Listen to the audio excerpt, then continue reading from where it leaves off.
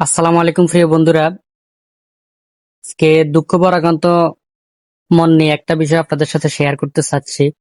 বিষয়টা হচ্ছে, যে সরকারে আসুক, আমরা জনগণ যারা আছে, সাধারণ জনগণ, আমরা তাকে সাধুবাদ জানাই।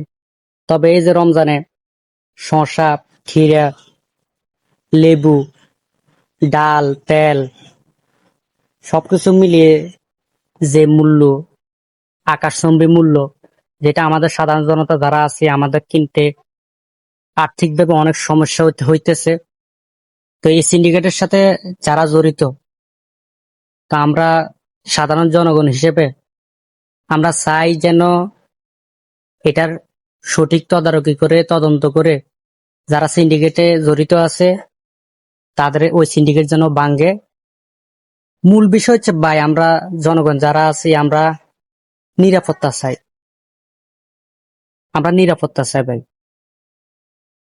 তো এই বিষয়টা আমি আপনাদের সাথে আজকে শেয়ার করতে চাইতেছি। কালকে বাজারে গেছিলাম, শসা কিনছি, কাঁচামরিচ কিনছি, অনেক দাম, অনেক দাম ভাই।